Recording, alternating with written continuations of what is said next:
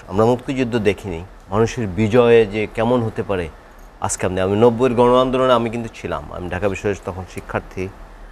আমরা দেখেছি তখনও কিন্তু মানুষের বিজয় উল্লাস এতটা, হয়তো ঢাকায় তখন মানুষের অনেক কম ছিল। বাংলাদেশের ছাত্র আন্দোলনে কোনো ব্যর্থতার ইতিহাস নেই।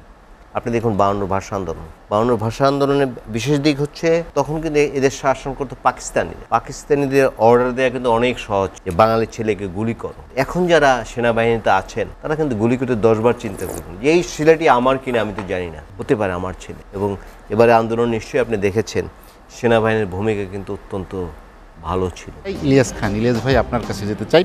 আপনি দেখলেন আজকের ঘটনা প্রবাহে আওয়ামী লীগ সরকার প্রধান শেখ হাসিনা পদত্যাগ করে দেশ ছেড়েছেন, তারপরে ছাত্র জনতার যে অভ্যুত্থান, বিজয় উল্লাস এবং আমার দুই সহ আলোচক, দেশ আসলে কোন দিকে যাচ্ছে? বাংলাদেশের বিজয়ী জনগণকে অভিবাদন। দীর্ঘদিন মানুষ সংগ্রাম করেছে, গত 15 বছর ধরে যে দুর্বিনীত শাসন চলেছে, মানুষের উপর যে অত্যাচার নির্যাতন হয়েছে, সেটি নানাভাবে, সেগুলো থেকে আজকে মানুষ মুক্তির নিঃশ্বাস ফেলেছে।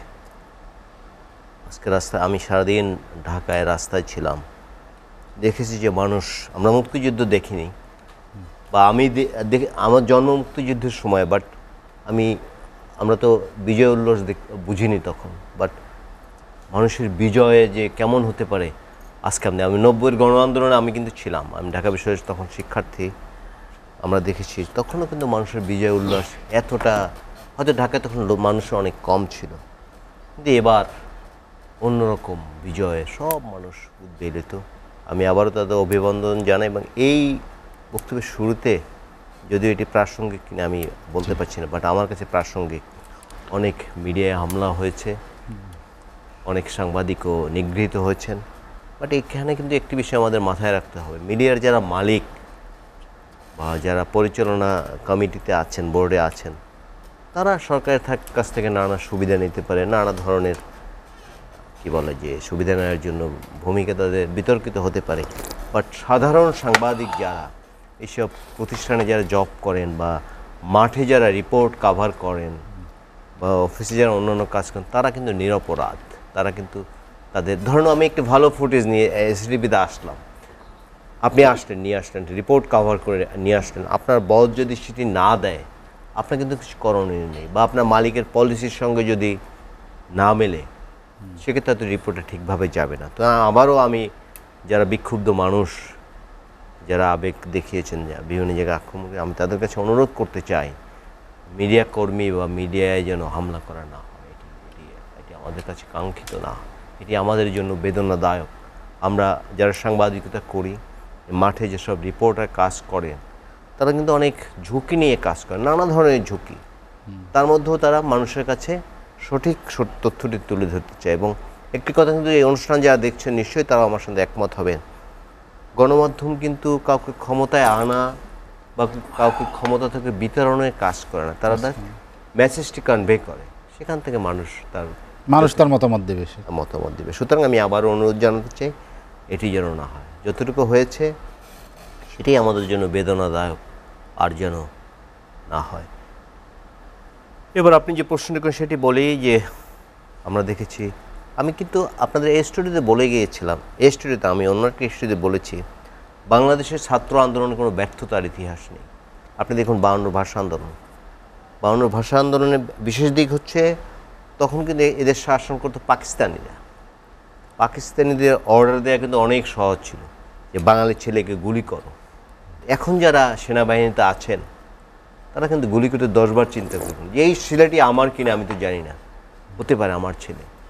এবং এবারে আন্দোলন নিশ্চয়ই আপনি দেখেছেন সেনাবাহিনীর ভূমিকা কিন্তু অত্যন্ত ভালো ছিল, তারা কিন্তু কোনো ছাত্রের গায়ে আঘাত করেনি, যদিও পুলিশের বিরুদ্ধে এ বিষয়ে ব্যাপক অভিযোগ আছে যে পুলিশ অনেক ছাত্রকে অত্যাচার নির্যাতন করছে। এই যে আমি রাতে ঘুমোতে পারি না, রাতে যখন দেখি যে শহীদ আবু সাইদ, সে যে রংপুর বিশ্ববিদ্যালয়ের যে ছেলেটি, তাকে যেভাবে কোনো মানুষ এভাবে গুলি করতে পারে চিন্তাই করতে পারিনি। এবং যত শিক্ষার্থী মারা গেছে, শিশু মারা গেছেন, পথচারী মারা গেছেন, স্বল্প আয়ের মানুষ মারা গেছেন, অধিকাংশের মাথায় গুলি লেগেছে। পুলিশের যে নিয়ম আছে, একজন আইনজ্ঞ থাকলে আরও ভালো বলতে পারতেন, তিনি যদি আক্রান্ত হন তখন তিনি ওকে গুলি করবে, সেটাই কিন্তু নিয়ম আছে। তার যে আমাদের কোমরের নিচে করতে হবে এরকম কিন্তু একটা নিয়ম আছে, সেটা কোথাও মানা হয়নি। সুতরাং এই হত্যাযজ্ঞের নিন্দা জানাই। এবং আপনি যেটা শুরুতে বলেছেন, আমিও আপনার সাথে একমত। যারা এই আন্দোলনে জীবন দিয়েছেন, আমি তাদের সবার রুহের মাগফিরাত কামনা করি।